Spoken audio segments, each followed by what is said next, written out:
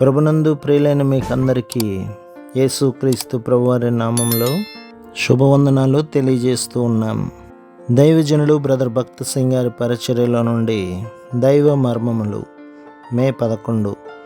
ఆత్మతోనూ జ్ఞానముతోనూ నిండుకొని మంచి పేరు పొందిన 7 మనుషులను మీలో ఏర్పరచుకొనుడి. అపోస్తల కార్యములు 6వ అధ్యాయం 3వ వచనం.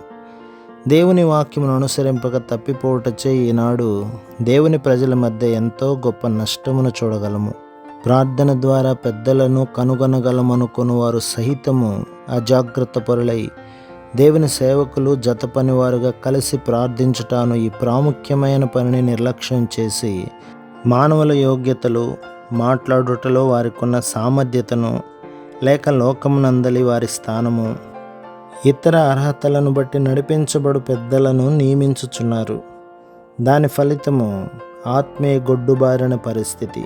ఆత్మీయముగా పసిపిల్లలుగా నుండుట, కూడికలకు వచ్చిన వారు తిరిగి ఆకలితోనే వెళ్ళిపోవచ్చున్నారు.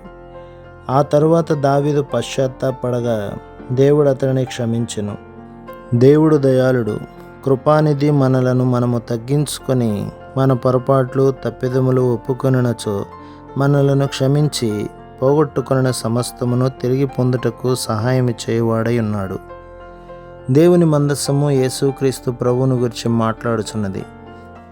ఆయన కోరు వాటిని ప్రజలకు తెలియచేయుటకును, రక్షణ మార్గమును చూపించుటకును ఆధిక్యత కలిగిన వారై తిరిగి జన్మించి ఆయనచే పిలువబడిన వారే.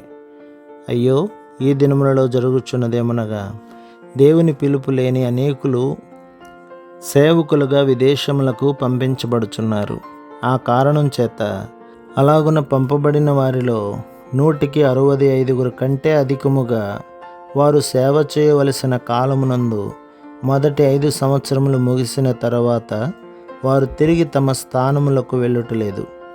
ఇదే విధముగా ఆయన పరిచర్యకు దేవుడు ఏమాత్రము పిలువబడని వ్యక్తులను వారి ధనమును బట్టి, పదవిని బట్టి సంఘములలో అనేక అధికారములు ఇచ్చుట వలన దేవుని చిత్త ప్రకారం సంఘ కార్యక్రమములను జరిగించలేని వారై ఉన్నారు.